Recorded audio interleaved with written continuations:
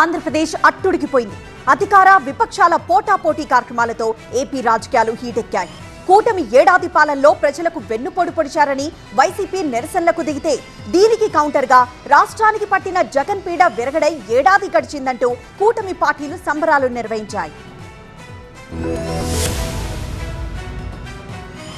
ఏపీలో కూటమి ప్రభుత్వం అధికారంలోకి వచ్చి ఏడాది గడిచింది. ఈ నేపథ్యంలో ప్రజలను కూటమి ప్రభుత్వం మోసం చేసిందని వెన్నుపోటు దినం పేరిట రాష్ట్ర వ్యాప్తంగా వైసీపీ నిరసన కార్యక్రమాలు నిర్వహించింది. విజయవాడలో మాజీ మంత్రి వెల్లంపల్లి శ్రీనివాస్ వైసీపీ శ్రేణులతో కలిసి ర్యాలీలో పాల్గొన్నారు. గన్నవరంలో మాజీ మంత్రి పేర్ని నాని వైసీపీ శ్రేణులతో కలిసి రోడ్డుపై బైఠాయించి కూటమి ఏడాది పాలనపై నిరసన తెలిపారు. మాజీ మంత్రి అంబటి రాంబాబు ఆధ్వర్యంలో వైసీపీ కార్యకర్తలు గుంటూరులో వెన్నుపోటు దినం నిరసన నిర్వహించారు.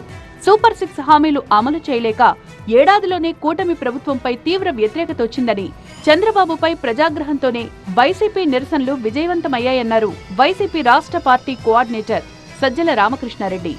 కార్యకర్తలతో పాటు ప్రజలు, వివిధ ప్రజా సంఘాలు పాల్గొన్న నిరసన ప్రదర్శనలు, ఆ ప్రదర్శనకు వచ్చిన స్పందనను బట్టే తెలుస్తుంది ఈ వ్యతిరేకత ఎంత ఉందని.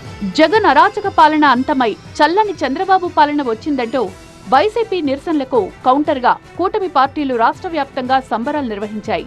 ఈవేళ జూన్ 4వ తారీఖు చరిత్రలో ఒక గుర్తుండిపోయే రోజు. ఆంధ్రప్రదేశ్ రాష్ట్ర రాజకీయాల్లో ఒక చరిత్రాత్మకమైన రోజు. ఈరోజు రాష్ట్ర ప్రజల యొక్క వ్యతిరేకతను చూపించి 2024 జూన్ 4న నిరంకుశ భారత్వానికి వ్యతిరేకత పలికిన రోజు. ఆ రోజు నుంచి ఈ రోజు వరకు సంవత్సర కాలం పాటు ఈ ఎన్డీఏ గవర్నమెంట్ ఓన్లీ అభివృద్ధి నిదానంగా పనిచేస్తూ వస్తుంది. ఏడాది పాలనలో ఆర్థిక ఇబ్బందులున్నా సీఎం చంద్రబాబు సంక్షేమం, అభివృద్ధి చేస్తున్నారని, కూటమి కలయిక స్వార్థం కోసం, పదవుల కోసం కాదని రాష్ట్ర భవిష్యత్తు కోసమే అని మంత్రి నాదెండ్ల మనోహర్ అన్నారు. చారిత్రాత్మక తీర్పునకు ఏడాది పూర్తయిందని, కూటమి పాలనలో ఏపీ ప్రజలు సంతోషంగా ఉన్నారని, మరోసారి అరాచకానికి తావివ్వకూడదని మంత్రి సత్యకుమార్ పిలుపునిచ్చారు.